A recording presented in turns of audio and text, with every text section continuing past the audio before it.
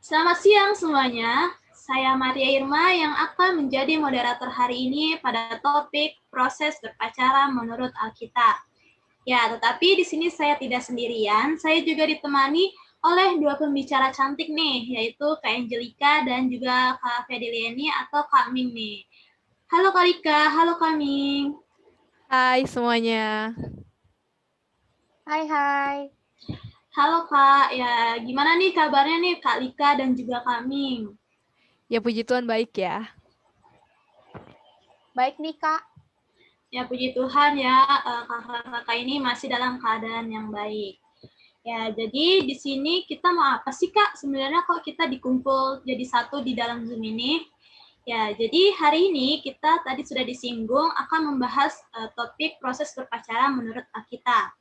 Ya, jadi di sini saya mau menjelaskan dahulu, pacaran merupakan hubungan cinta kasih yang dijalin oleh dua insan, yaitu laki-laki dan perempuan, dengan rasa saling mencintai dan menyayangi satu sama lain, tetapi belum ada terikatan status pernikahan. Nah, siapa aja sih yang dapat menjalin hubungan ini? Ya, tentunya mereka yang sudah mengalami masa pubertas. Tetapi tidak jarang juga kita sering mendengar istilah cinta monyet yang mungkin biasanya dari zaman ke zaman ini dilakukan oleh tingkat SD maupun tingkat SMP nih. Ya, jadi aku pengen tanya nih, menurut kakak-kakak ini ada nggak sih pengertian lain tentang pacaran? Nah, untuk akti pacaran ini sendiri merupakan tahapan menuju ke pernikahan, di mana yang akan diuji satu sama lain untuk serius atau tidak mengenai hubungan yang dijalani, atau dengan kata lain berkomitmen. Namun, tidak jarang dari mereka yang memanfaatkan hubungan ini hanya untuk memenuhi status saja karena merasa malu dengan teman yang sudah memiliki pasangan. Nah, tapi kalau aku sendiri aku mau kutip dari para ahli ya, yaitu dari De Genova dan juga Rice, yang mereka tuh berkata kalau pacaran itu adalah menjalankan suatu hubungan di mana dua orang bertemu dan melakukan serangkaian aktivitas bersama agar dapat saling mengenal satu sama lain. Jadi kurang lebih sama lah ya. Iya nih, kalau dilihat-lihat juga pengertian Kaming dan juga Kalika ini emang serupa ya dengan yang dikatakan oleh para ahli. Ya, lalu bagaimana sih arti pacaran itu sendiri di dalam Alkitab? Apakah ada ayat atau pengertian yang jelas tentang pacaran ini, Kak? Ya, kalau misalnya secara berpacaran juga proses berpacaran itu sebenarnya nggak terlalu dijelaskan secara gamblang di Alkitab. Cuma ada hal-hal yang perlu kita ketahui, yaitu ya pasti adalah ya hal dasar yang kita harus tahu. Yang pertama itu kita harus mencari yang sepadan. Sepadan itu yang apa? Yang sama-sama takut akan Tuhan. Nah, selain itu kita juga harus mencari yang lawan jenis. Ingat ya, yang lawan jenis. Jadi dua ini yang paling penting, yang takut akan Tuhan dan yang lawan jenis.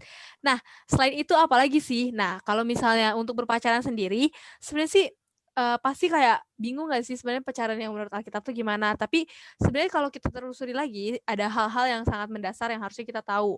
Nah, yang pertama itu aku ambil dari 1 Korintus 6 ayat 19 dan juga ayat 20. Itu menjelaskan bahwa tubuh kita ini bukanlah milik kita sendiri, tapi Roh Kudus tinggal di dalam kita. Nah, selain itu, kita juga harus memuliakan Allah dengan tubuh kita. Oleh sebab itu, kita harus menjaga kesucian kita. Kenapa? Karena ingat, di 1 Petrus 1 ayat 15 sampai 16, di situ dituliskan bahwa sebab ada tertulis, kuduslah kamu sebab aku kudus. Oleh karena itu, karena tubuh ini bukan milik kita sendiri dan juga kita harus memuliakan Allah dengan tubuh kita. Oleh karena itu, kita harus hidup kudus. Nah, bagaimana caranya menjaga kekudusan kita?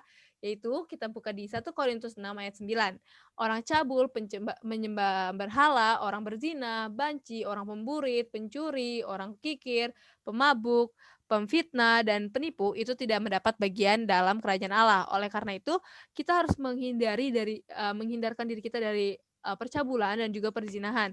Hal ini tuh sebenarnya krusial banget ya, karena sekarang kita melihat bagaimana banyak sekali hubungan yang sudah lagi tidak sehat gitu kan, kayak banyak hubungan yang akhirnya terjerumus pada pergaulan bebas atau seks bebas, seks sebelum pernikahan. Nah, inilah yang harus kita jaga sebagai anak-anak pemuda Kristen yang kita tuh harus mengerti bahwa Tuhan tuh menginginkan kita untuk tetap hidup kudus di hadapan Tuhan walaupun kita juga dalam proses berpacaran kita. Begitu, Kak. Wah, memang sangat menarik sih ya kalau udah membahas tentang Alkitab ini.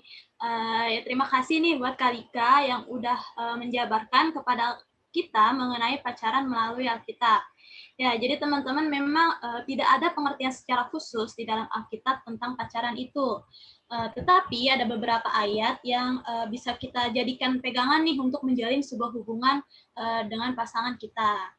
Ya, tadi kan kita udah berbincang-bincang nih mengenai arti pacaran baik secara umum dan juga dalam pengertian dalam Alkitab. Ya, lalu bagaimana sih dengan proses berpacaran itu sendiri? Menurut saya, pastinya sebelum pacaran ada istilah PDKT atau yang kita sebut pendekatan antara laki-laki dan perempuan. Pendekatan bertujuan mengenal satu sama lain sebelum akhirnya menjalin hubungan resmi sebagai seorang pacar. Biasanya pendekatan ini mulai dari satu pihak yang merasa tertarik kepada pihak yang dituju. Oleh karena itu, proses pendekatan ini dimulai. Setelah pendekatan, maka akan lanjut ke jenjang berpacaran apabila keduanya saling suka. Jadi menurut kami nih ya, proses berpacaran itu penting nggak sih? Menurut saya penting banget ya, karena disinilah dua pihak mengenal lebih dalam sifat dari pasangannya masing-masing. Proses berpacaran setiap pasangan berbeda-beda. Bila pacaran adalah tahap untuk menuju ke pernikahan, maka proses berpacaran ini akan menjalaninya dengan serius.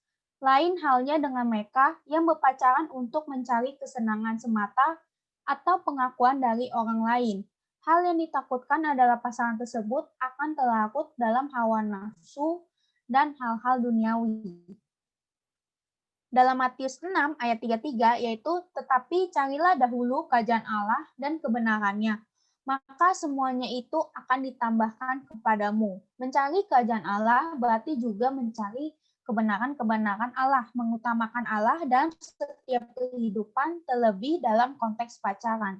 Bila kita sudah melakukan hal tersebut, pasti akan Tuhan memberikan pasangan yang sepadan, yang sama-sama percaya kepada Tuhan, melayani Tuhan dengan sungguh-sungguh, sehingga hubungan yang dijalani pun menjadi hubungan yang sehat dan benar di mata Tuhan. Hubungan yang saling jujur, setia, dan menjaga komitmen satu sama lain. Berbeda dengan mereka yang lebih mementingkan hal duniawi dan lupa terhadap pentingnya Tuhan dalam kehidupan. Hal inilah yang dapat membuat pasangan terjebak dalam hawa nafsu. Wah, ini memang benar-benar sangat seru ya buat dibahas nih ya Kak Ming dan juga Kak Lika. Terima kasih buat Kak Ming atas penjelasannya mengenai proses berpacaran. Ya, jadi nih teman-teman ya, hubungan kita dengan Tuhan menjadi hal yang sangat penting sebelum kita menjalin sebuah hubungan dengan pasangan kita. Mengapa demikian? Ya, karena dari situlah kita dapat dilihat proses berpacaran yang sehat atau tidak, yang benar dan tidaknya menurut firman Tuhan. Ya. Lalu menurut kakak-kakak ini bagaimana sih dengan pengaplikasian hal tersebut di dalam kehidupan kita?